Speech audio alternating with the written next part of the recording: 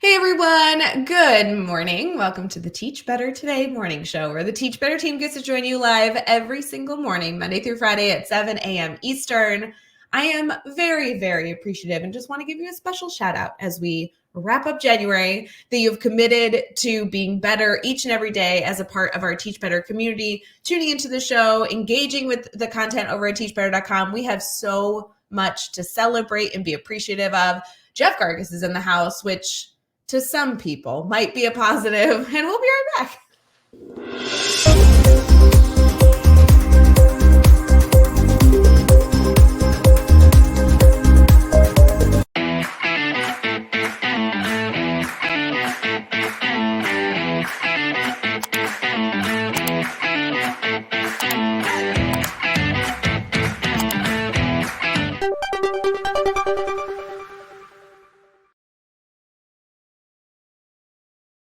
Hey everyone, good morning. My name is Ray Hughart. Jeff Gargas here with us. Hey Jeff, how is your morning? My morning's good. It's the start of a new week, which is always exciting. And Monday.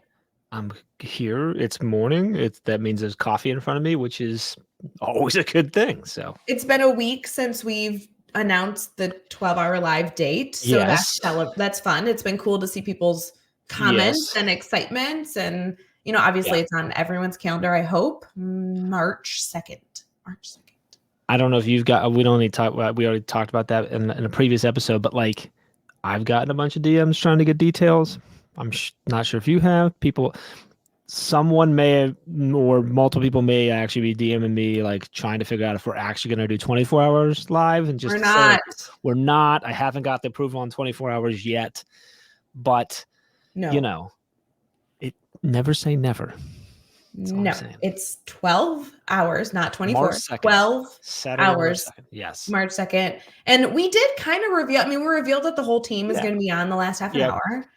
Yeah. I can reveal that Jeff and I are going to be kicking off the event. It's going to feel like everyone's going to be like, wait a minute, is this just the morning show? Psych, we're not going anywhere.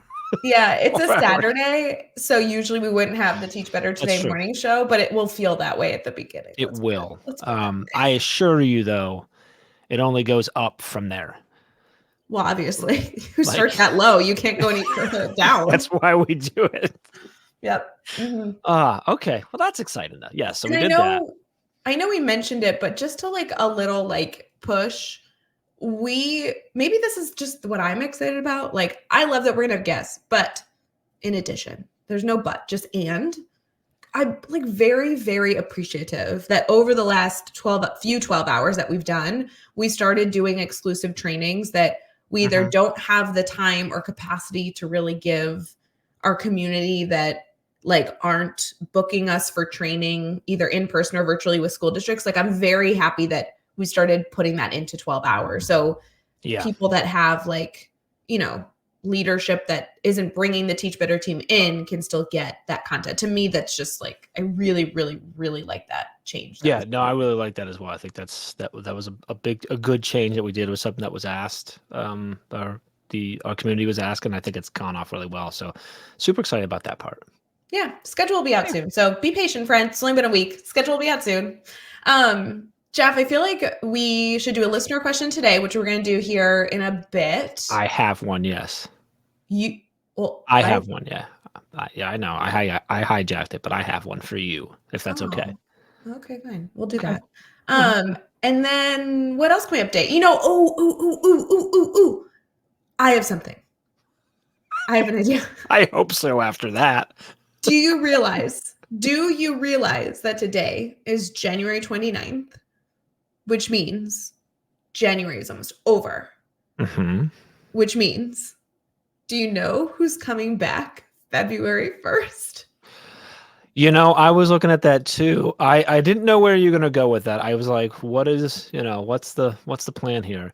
I'm excited about that because in 3 days? Yes, Katie comes back. Katie Miglin back in the house. I need it, guys. I need it. Yes. Do you remember back in the day when she was here? Katie Miglin was here, and she was like, funny and pretty, and she smiled a lot. And you can't not love that girl's smile. She also did a lot of the things that I have to do right now, and she did them better. So I'm really excited for her to come back and do the things that I have been doing. Can I ask you an honest question, Jeff? Can I ask you an honest question for real?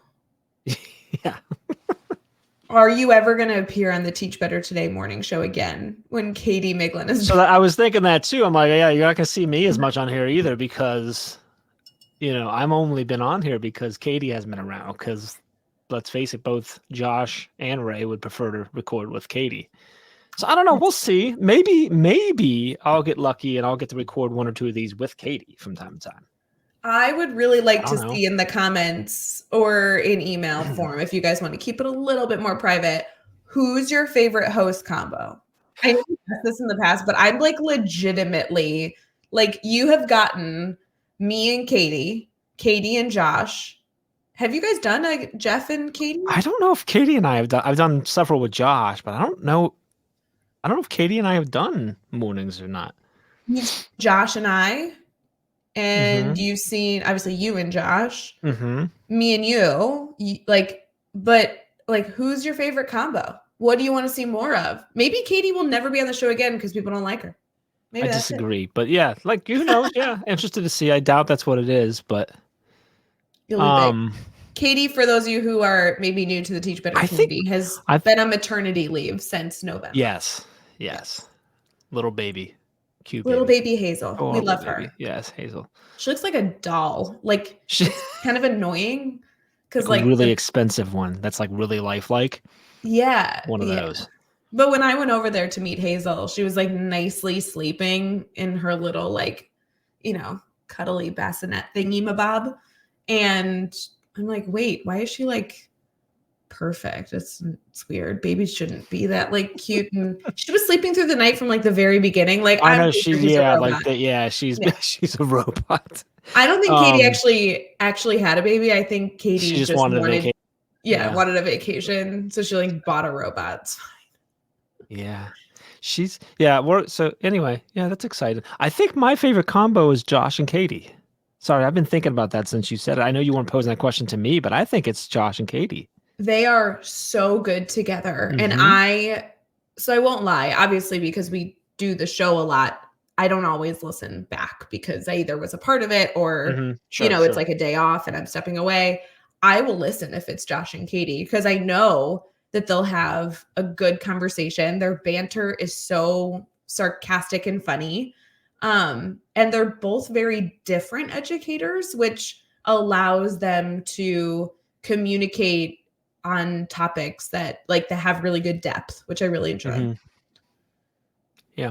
Maybe that'll be permanent. Maybe I'll never be on the show again. Maybe we'll just switch to that. And it'll be the Teach Better Today morning show with Josh and Katie. I feel like that could be a good vibe. I feel like it rings well. Yeah, Teach Better Today morning show with Joshua _Stamper and Katie Miglin. That's great.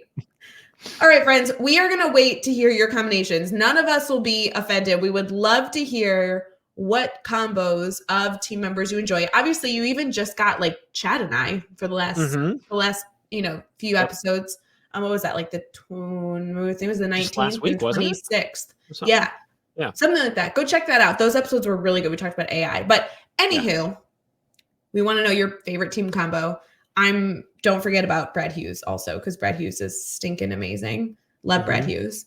We also just welcomed on a new team member who is being featured on the Teach Better Today show coming soon. Ooh. So you'll get to meet her as well. Awesome. And maybe you'll have a new favorite combo after that. So we'll be right back. We're going to get into our team talk. We got a listener question, and you need to be adding in the comments / emailing one of us or direct messaging us who your favorite Teach Better team combo is. We'll be right back.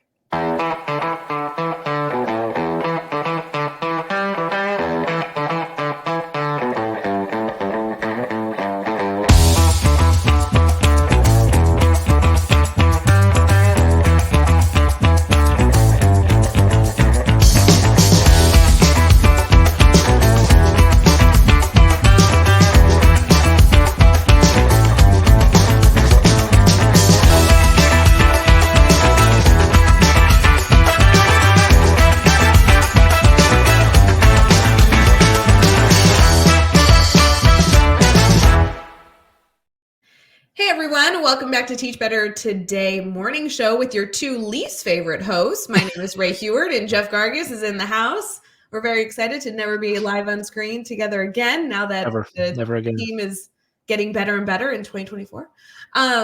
Jeff, we're doing a listener question, and I want to send, I know I sent one out recently, but if any of you have listener questions, feel free to submit. I feel like our pool, we had like 300 plus. Now we're like, down to that 150 mark. I'm going to keep sending emails out to see if anybody has specific things that top of mind that they want to shoot our way, and we can add to our question bank. We just want to make sure we continue to support you. But apparently, Jeff, you have one.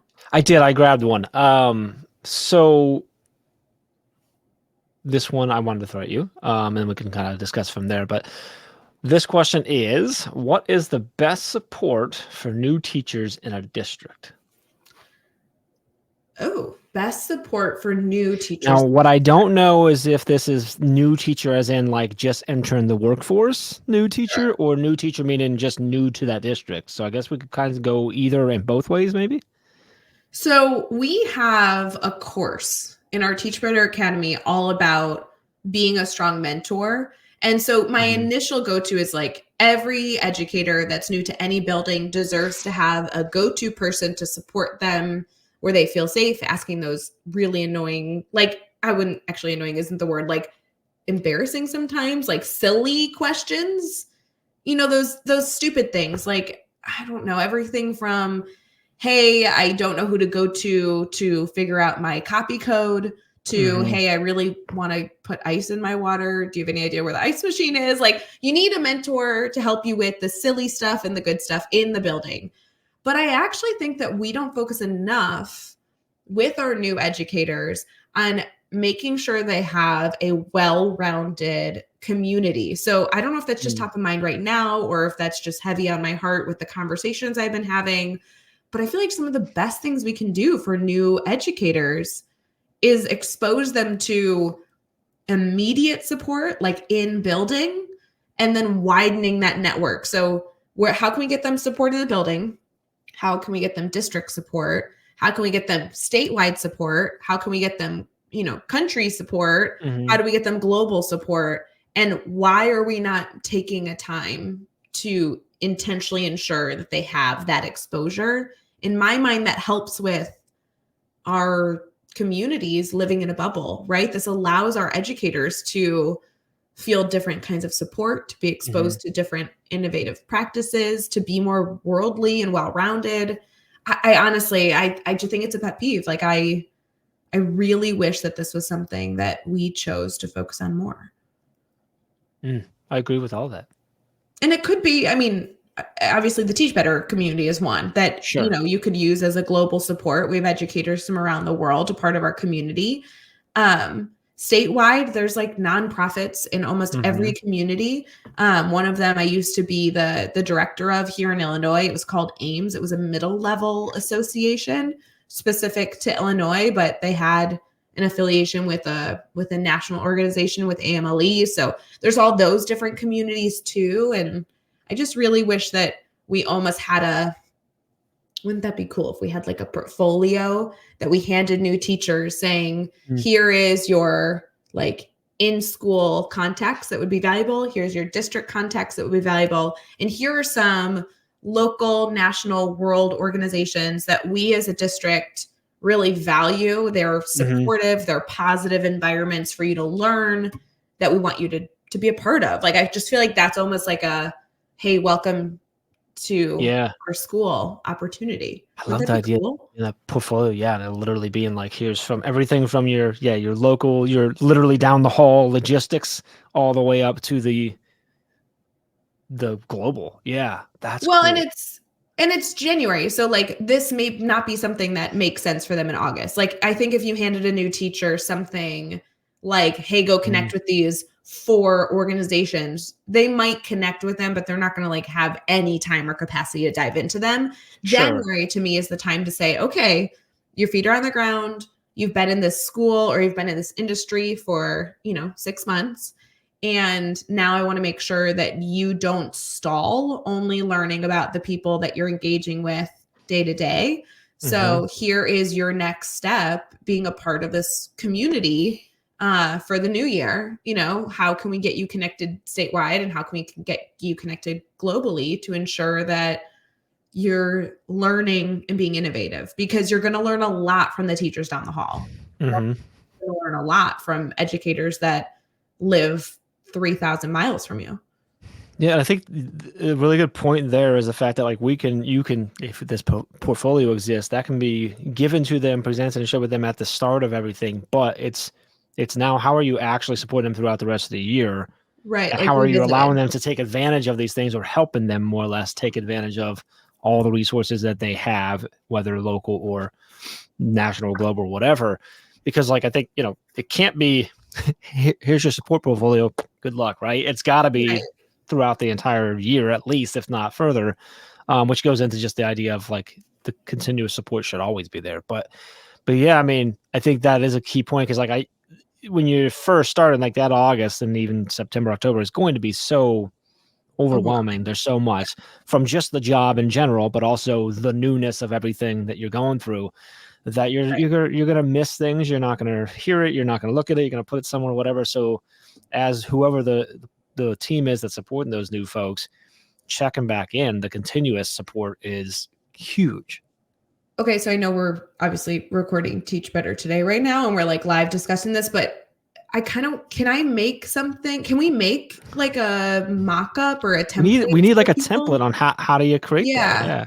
Like, how do we do that? I'm literally going to add it to my to-do list. So if we consider Teach Better to be the global community, or it could be national, depending on whether you're located, like depending on how you're using Teach Better, I guess it could be either.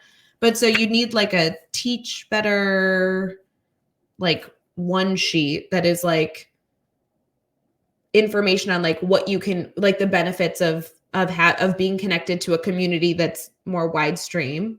And then, I mean, geez, I could probably put together a list of, it depends on where people are for the state or more local, but I could put together a list of common nonprofits to look for, or common Yeah, I state think what would be organizations. cool for us to put out for folks is the template, and that template would probably have some examples and then suggestions on how to go find the right ones Oh, for them that's good. specifically, which would be the same as like if you think about like your school level and district level support. That's going to vary so much, obviously, depending on the size of the district, where they're at, everything like that. But if we can have a template of like, here's an example of what this might look like. Now here's your worksheet to figure it out for your new teachers, and then so people could fill it in. I like that. yeah, people could like fill it in, or simply use it as a guide to create it and however they want to create it. Because they may already have pieces in place or whatever. This might just be something that gets added to that digital thing that they already give new teachers or whatever, or that checklist they usually go through. And then we would want to provide like some sort of template example that they can copy and paste in, like school district stuff, right? Yeah, I almost feel like it's like each section or whatever it is, there's an example and then the template for them to build their own. I like that. And then there should be obviously some sort of direction on that. And then I think there's a I don't want to say timeline, but maybe suggest timeline of like check-ins and support. And when should you revisit? Like to your point, like is January the time that you should be revisiting the have they gotten connected with a beyond the district type support community, and so on and so forth. You know what I mean? I think this is good because also it's a little early, but not for those of you that know this process well. But like this is evaluations are wrapping up. Like we're looking at if we're keeping our new teachers, if we're letting them move to a different position. This could be really good for evaluation time too, where maybe you're keeping an educator and they're staying hopefully with you for the following school year. But obviously they have things to work on. You're now then like reinforcing, hey, you have things to work on, and it's not just up to you to go figure it out. We have supports that exist. Here are some like already safe communities. That's the part that I really want to emphasize, whether it's Teach Better or any of the other amazing communities out there of educators. In my mind, these are not like competitive groups of educators. These are just safe spaces. You should be part of as many safe spaces for educators as possible to learn, where you know that when they log on, they're not going to be inundated with negativity or encouragement to leave the profession. Instead, the intention is to be solution focused and, drive them towards feeling, better about the work they're doing. So I like this I'm just thinking of my own evaluations. I was always told to be better at questioning. And when I asked like, oh my gosh, that's a great feedback. How can I be better at that? There was like nothing for me. And so now I'm like, I want someone to connect with me with a community that's working on this, or give me a book that helps with that. And I could have been a little bit more successful, more efficient, and effective in enhancing that practice. So I'm gonna put that together. That'll be fun. I love it. I'll email it out for those of you interested. I'll email it to you. And Jeff, obviously I need your eyes on it to make sure I'm doing it right, but that's kind of fun for new educators, or maybe educators you've had in the building for a while. Yeah. Awesome. Love it. Thanks. Good Friends, stuff. thanks so much. Yeah, for being a part of Teach Better today. Thanks for being part of this brainstorm that we just had on a Monday morning. I'll take Thanks it. for the question. Like, Yeah, thanks for I don't know who that was, but thank you. That's awesome. Yeah, you're the best. This is what I love, is like listener questions not only lead to us hopefully getting you a solution, but hey, if we can streamline it and help a lot of people with a new download, that'd be great. Keep your eyes out for that email. We'll do our best to put it together quickly, and hopefully see you soon as you head into the rest of your week. Bye, friends. Hey, Teach Better community. Thank you so much for joining the Teach Better Today morning show every single weekday at 7 a.m. Eastern. We have so many resources for you outside of this live stream at teachbetter.com, including blogs, podcasts, and professional development that will bring our team to your school. Wherever you are listening from this morning, please make sure you are sharing and celebrating the incredible educators in this world. And hey, if you are listening over on a podcast to Teach Better Talk, we would love a 5-star review. The comments are always so entertaining. We'll see you tomorrow.